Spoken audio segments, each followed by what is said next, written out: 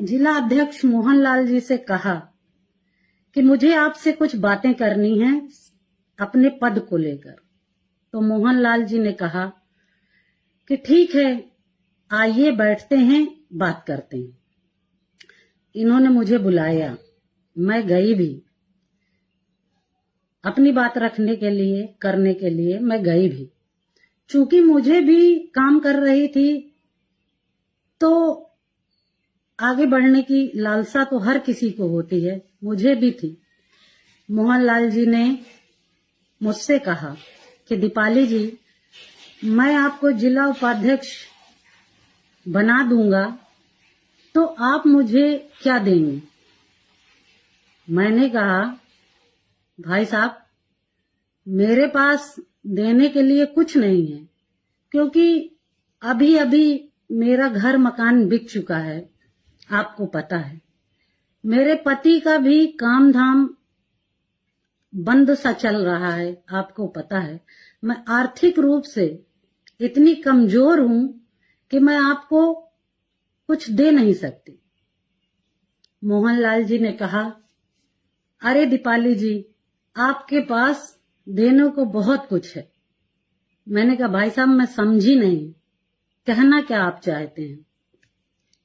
इन्होंने कहा, आप समझदार हैं, आपको मुझे बताने की आवश्यकता नहीं है, आप इशारों को समझिए। मैंने कहा, भाई साहब, मैं ना तो इशारों में बात करती हूँ, ना मुझे समझ में आता है ये सब। आप खुद का बताइए, यदि करने योग्य होगा तो मैं जरूर करूंगा। तो मोहनलाल जी ने कहा कि यदि मैं आपको जिला उपाध्यक्ष बना देता हूं तो आप मेरे साथ लखनऊ, दिल्ली, हर जगह चलेंगी, किसी को शक भी नहीं होगा। बस एक बार मैं कैसे इस बात को बोलूं, मुझे खुद समझ में नहीं आ रहा। इस जैसे नीच व्यक्ति को क्या कहूं मैं? इसने कहा, बस एक बार मेरे साथ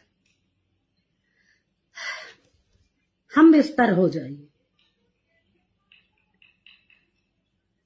हम बिस्तर होने का मतलब सारा समाज समझता है।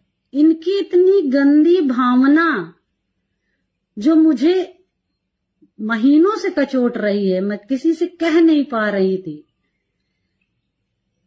शांत थी।